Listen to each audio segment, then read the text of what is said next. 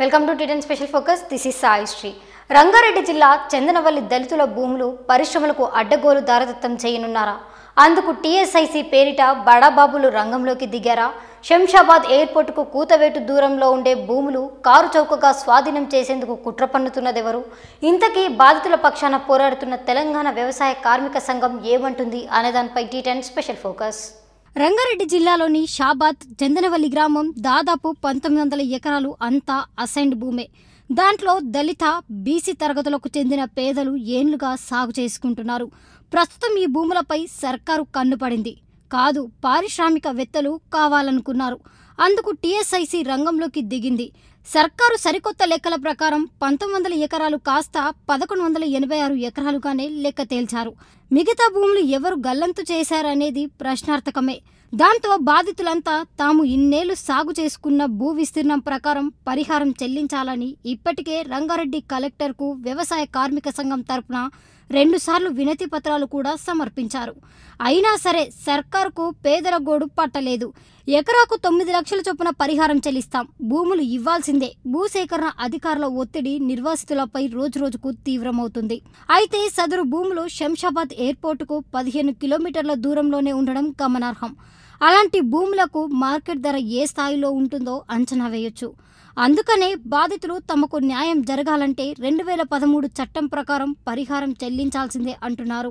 రంగారెడ్డి జిల్లా షాబాద్ మండలం చందనవెల్లి అనేటటువంటి గ్రామంలో టీఎస్ఐఏసి ప్రభుత్వ సంస్థ ఈనాడు అక్కడ ఉండేటటువంటి 4 గ్రామాల పరిధిలో ఉన్నటువంటి భూములని ఈనాడు సేకరించడం జరుగుతుంది. ప్రభుత్వ సంస్థ ఎందుకు సేకరిస్తున్నారన్నప్పుడు చూస్తే అక్కడ ఒక ప్రభుత్వ పార్కు, ఇండస్ట్రియల్ పార్కు వస్తుంది. ఈ ప్రాంతం అంతా కూడా డెవలప్ అవుతుంది అనేటటువంటిది ప్రభుత్వం నమ్మించి అక్కడ ఉండేటటువంటి దళితులు, గిరిజనులు, బలహీన వర్గాల దగ్గర ఉన్నటువంటి భూములని ప్రభుత్వం సేకరిస్తుంది.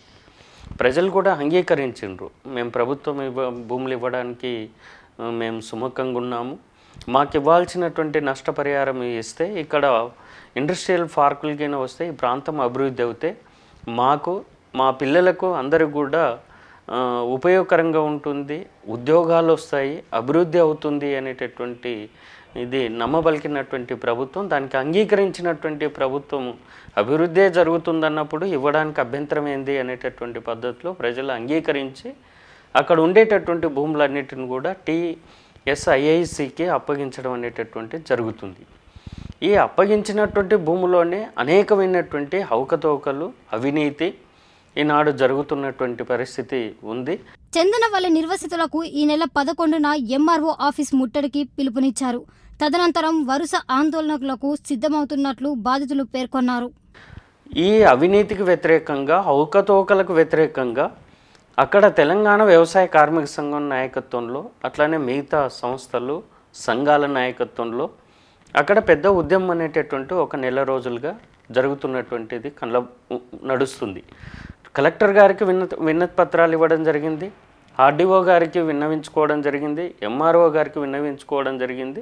అందరికి కూడా అక్కడ ఉండేటటువంటి రైతాంగం మొత్తం కూడా సన్న చిన్నకారు రైతులు అర్జీలు పెట్టుకొని వ్యక్తిగత దరఖాస్తులు ప్రభుత్వం దృష్టికి తీసుకొని వెళ్తున్నారు. ఎందుకు వెళ్తున్నారు, ఏముంది అసలు ఆ దరఖాస్తులలో అన్నప్పుడు 1986లో అక్కడ భూమిని అసైన్ చేయడం జరిగింది. 1900 ఎకరాల భూమిని, 1900 ఎకరాల భూమిని మొత్తం కూడా పేదల పేరుతోటి ఉంది. దళితులు, గిరిజనులు, బలహీన వర్గాల పేరుతోటి భూమి ఉంది. ఆ బలహీన వర్గాలకు చెందినటువంటి భూమిని ఈనాడు ఈ ప్రభుత్వ సంస్థ సేకరించింది.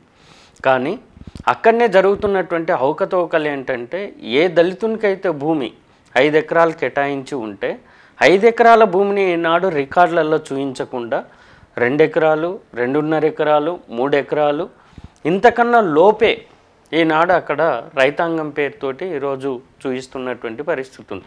అంటే ఉన్నటువంటి వాస్తవ సాగుదారుడు ఎంతైతే భూమిలో ఉన్నాడో అంత భూమిని రికార్డులో రాయకుండా అంతకన్నా తగ్గించి భూమిని రాసి ఆ భూమికి మాత్రమే నష్టపరిహారం ఇచ్చేటటువంటి ప్రక్రియ ఈనాడు ప్రభుత్వం చేపట్టింది. కాబట్టి అక్కడ రైతాంగం అంతా ఏమంటున్నారంటే, మేమున్నటువంటి సాగులో ఉన్న భూమి మాకు కేటాయించినటువంటి పట్టా ఎంతైతే ఉందో అంత భూమికి నష్టపరిహారం ఇవ్వకుండా మమ్మల్ని ఎందుకు మోసం చేస్తున్నారు? మమ్మల్ని ఎందుకు దగా చేస్తున్నారు, మమ్మల్ని ఎందుకు ఈరోజు భూముల నుండి వెలేసేటటువంటి కార్యక్రమాన్ని ప్రభుత్వం ఎందుకు తీసుకుంటుందని ఈనాడు ప్రశ్నిస్తున్నటువంటి పరిస్థితి ఉంది. దీనికి ఈ ప్రభుత్వం సమాధానం చెప్పాలి. కలెక్టర్ గారు ఆ గ్రామానికి వెళ్ళాలి, గ్రామ సభ నిర్వహించాలి. ఈ పని అంతా ఏదీ చేయకుండా ఇప్పటి కూడా ప్రభుత్వ కలెక్టర్ కానీ ఆర్డీఓ కానీ ఆ గ్రామానికి వెళ్ళకుండా ప్రజల అర్జీలని పరిగణలోకి తీసుకొని పారదర్శకంగా అక్కడ గ్రామ సభ నిర్వహించకుండా ప్రభుత్వం నిర్లక్ష్యం చేస్తున్నటువంటిది స్పష్టంగా కనబడుతుంది. కాబట్టి మేము ఏమంటున్నామంటే వెంటనే కలెక్టర్ గారు ఆ గ్రామాన్ని సందర్శించి ఎంతైతే భూమి ఉందో, హక్కుదారులు ఎంతమంది అవుతున్నారో వాళ్ళకి నిజాయితీగా ఎంత భూమి ఉందో ఆ భూమిని అంతా కూడా వాళ్ళ యొక్క పట్టాలని ఇవ్వాల్సినటువంటి అవసరం ఉంది, రికార్డుకు రాయాల్సినటువంటి అవసరం ఉంది. ఆ రికార్డుకు రాయడమే కాదు, ఆ అన్ని ఎకరాలకి ఈరోజు నష్టపరిహారాన్ని చెల్లించాల్సినటువంటి బాధ్యత ప్రభుత్వం పైన ఉంది. కాబట్టి వాళ్ళు అడుగుతున్నది నిజాయితీగా మాకు ఎంత భూమి ఉందో అంత భూమి రాయండి, మాకు ఇవ్వాల్సిన పరిహారాన్ని కూడా అంత మోతాదులో ఇవ్వండి అనేటటువంటిది ప్రభుత్వాన్ని వాళ్ళు అడుగుతున్నారు. కాబట్టి అక్కడ ఇస్తున్న పరిహారం ఎంత? 9 లక్షల ఎకరాకి ఇస్తున్నారు. మరి ముచ్చర్ల ఫార్మా కంపెనీలో 12 లక్షలు ఇచ్చిండ్రు దళిత గిరిజన రైతాంగానికి, పేదలకు. అదే మల్లన్న సాగర్ ఇతరత్ర ప్రాజెక్టులలో కూడా కంపెన్సేషన్ పెంచి ఇవ్వడం అనేటటువంటి జరిగింది. మరి ఇక్కడ శంషాబాద్కు దగ్గరలో 15 కిలోమీటర్లు కూడా లేదు చందనవెల్లి, హైదరాబాద్కు 40 కిలోమీటర్ల దూరంలో మాత్రమే ఉంది. ఇంత దగ్గర ఉన్నటువంటి చందనవెల్లిలో ఎకరాకు 9 లక్షలు ఎట్లా ఇస్తారు? మేమంటున్నది ఏంటంటే 2013 చట్టాన్ని ఆ భూ నిర్వాసితులకు అమలు చేయగలిగితే ఇప్పుడున్న మార్కెట్ రేట్కి అనుగుణంగా రేటును నిర్ణయించి ఇవ్వాలంటేటువంటిది మేము డిమాండ్ చేస్తున్నాం. మరి 9 లక్షలు తీసుకొని ఒక దళితుడు ఆ గ్రామాన్ని వదిలి, ఇంటి స్థలం లేదు, సాగు భూమి ఉండదు, 9 లక్షలు తీసుకొని వెళితే కనీస స్థలం అనేటటువంటిది ఇస్తున్నటువంటి నరేందర్ రెడ్డి గారు ఎమ్మెల్యే గారు, అట్లానే హనుమంత్ రెడ్డి ఆర్డీఓ గారుల మీద ఈరోజు అక్కడ నమ్మకం లేదు. వీళ్ళు భూములు ఖాహా చేసిండ్రని, డబ్బులు స్వహా చేసిండ్రని, మొత్తం అవినీతి చేసిండ్రని, మా అన్యాయానికి కారణం వీళ్ళు అని ప్రజలు నమ్ముతున్నారు. కాబట్టి వాళ్ళు కూడా ఈ నలుగురు పెద్ద మనుషులు కూడా ప్రతాప్ రెడ్డి గారు, సుధాకర్ రెడ్డి గారు, ఆర్డీఓ గారు, కోడంగల్ ఎమ్మెల్యే నరేందర్ రెడ్డి గారు కూడా సమాధానం చెప్పుకోవాల్సినటువంటి అవసరం ఉంది. ఆ ప్రజలు ఏదైతే అపోహకు గురవుతున్నారు, మీ పైన అభద్రతాభావం గురవుతున్నారు, మిమ్మల్ని ఏదైతే అవినీతి ఉందనో లేకపోతే భూములను కాజేసిండ్రని ఏదైతే అపోహ చేస్తుండ్రో వీళ్ళు కూడా అక్కడ ఉండే ప్రజలకు బాధ్యతగా సమాధానం చెప్పుకోవాల్సినటువంటి అవసరం ఉంది అనేటటువంటి మేము కోరుతున్నాము. అంటే దీన్ని బట్టి చూస్తే రాజకీయ ఒత్తిడి కారణంగా అక్కడ అవినీతి జరుగుతుంది అనేటటువంటిది, రాజకీయ ఒత్తిడి కారణంగా భూములని స్వహా చేస్తున్నారనేటటువంటిది ఈరోజు నమ్మవలసేటటువంటి పరిస్థితి, నమ్మేటటువంటి పరిస్థితి ఈనాడు అక్కడ రావడం అనేటటువంటిది జరిగింది. కాబట్టి మేము అంటున్నది ప్రజాప్రతినిధులు ప్లస్ ప్రభుత్వం అందరూ జాయింట్గా ఆ గ్రామంలో గ్రామ సభ జరిపి ఆ ప్రజలకు ఉన్నటువంటి అనుమానాలన్నిటిని కూడా తేల్చాల్సినటువంటి అవసరం ఈనాడు రాజకీయ వ్యవస్థ పైన ఉంది, ప్రభుత్వం పైన ఉంది. ఒకవేళగిన ఇటువంటిది జరగకపోతే అక్కడ మాత్రం పెద్ద అవినీతి జరిగింది అనేటటువంటిది ప్రపంచమంతా ప్రజలందరూ కూడా నమ్మేటటువంటి పరిస్థితి ఈరోజు వస్తుంది.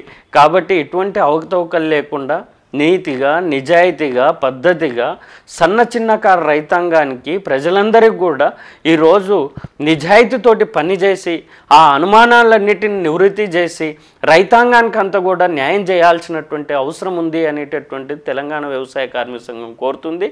ఒకవేళగైనా ప్రభుత్వము ప్రజాప్రతినిధులకైనా నిష్పక్షపాతంగా నిజాయితీగిన పని చేయకపోతే తెలంగాణ వ్యవసాయ కార్మిక సంఘం ఖచ్చితంగా సన్నక చిన్నకారు రైతులు, బలహీన వర్గాలకు, పేదలకు, దళితులకు అండగా ఉండి ఖచ్చితంగా పెద్ద ఎత్తున భూ నిర్వాసితుల ఉద్యమాన్ని నిర్వహించేటటువంటి బాధ్యత ఇప్పటికే తీసుకున్నది. దాన్ని మరింత తీవ్రతరం చేసేందుకోసం సన్నద్ధమవుతుంది.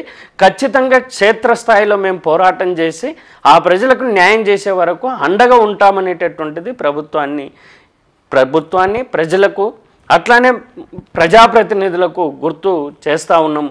ఖచ్చితంగా మా పోరాటం ఫీల్డ్లోకి వెళ్తుంది. ఎంఆర్ఓ ఆఫీసులలో ధర్నా చేస్తాం. ఖచ్చితంగా ఎంఆర్ఓ తర్వాత కూడా మాది పరిష్కారం కాకపోతే కలెక్టర్ ఆఫీసు, అది కూడా కాకపోతే CCLA అధికారుల ముందు కూడా ఆఫీసుల ముందు మేము పోరాటం చేసి న్యాయం కోసం అవసరం అనుకుంటే కోర్టులనైనా సంప్రదించి న్యాయం కోసం మేము పోరాటం చేస్తాం. ఆ న్యాయం ప్రజలకు జరగాలనేటటువంటిది కోరుతున్నాం. ఇది ఇవాళ T10 special focus. Keep watching T10. ఈ వీడియో మీకు నచ్చినట్లయితే లైక్ చేయండి, షేర్ చేయండి. ఇలాంటి మరిన్ని అప్డేట్స్ కోసం మన ఛానల్ని సబ్స్క్రైబ్ చేసి కింద కనిపిస్తున్న బెల్ బటన్ని క్లిక్ చేయండి.